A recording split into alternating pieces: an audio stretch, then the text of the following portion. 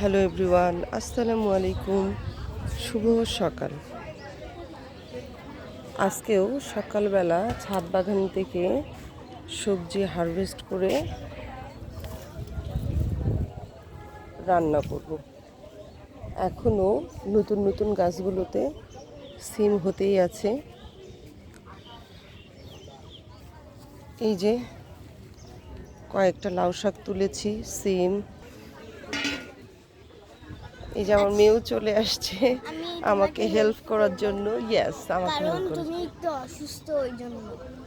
Thank you baby. কালকে তোমার কি যে হয়ে গেছিল, তারপর ডাক্তারের কাছে গেছিল। আচ্ছা, ওকে, সমস্যা নেই।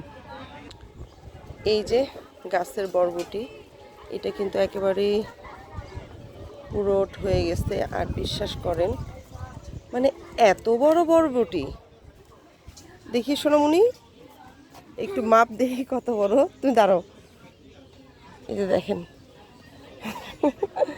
কত বড় বরবটি। এত বড় পর্বত তো আরো বড় হবে। হ্যাঁ হ্যাঁ, বড় বড় বরবটি।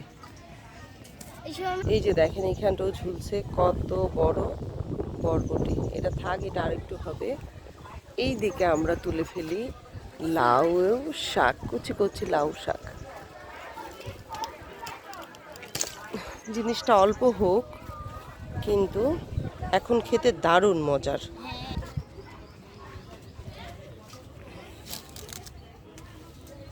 দাও।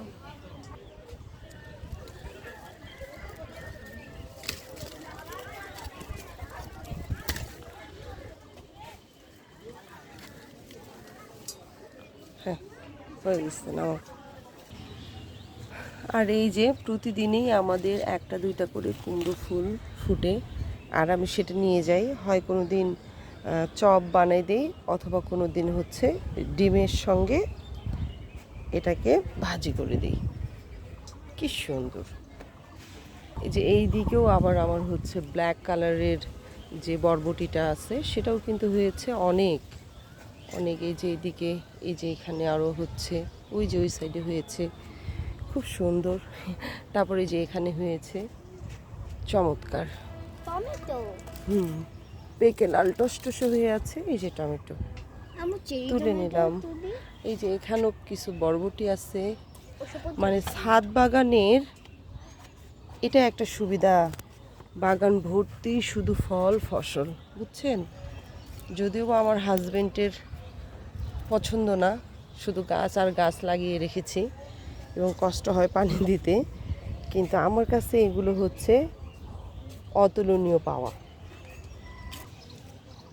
এই তো এখানেও অনেক টমেটো পেকে গেছে, তো সবগুলো তুলব না, যেগুলো একটু বেশি নরম সেগুলো নেব, কারণ প্রতিদিনই টাটকা সবজি তুলে রান্না করব।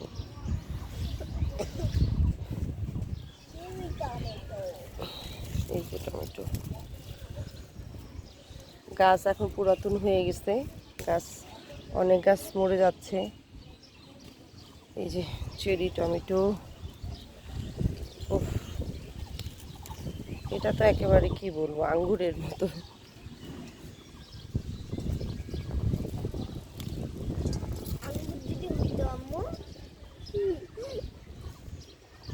তো আজকে এ পর্যন্তই। আমাদের ছাদ বাগান থেকে সবজি তুললাম। আর একটা জিনিস দেখাই, যে এই ছাদ বাগান থাকার কত উপকার। মনে করেন যে আপনাকে আজকে একটু টমেটোর ভর্তা খেতে ইচ্ছে করছে, তারপর বেগুনের ভর্তা খেতে ইচ্ছে করছে।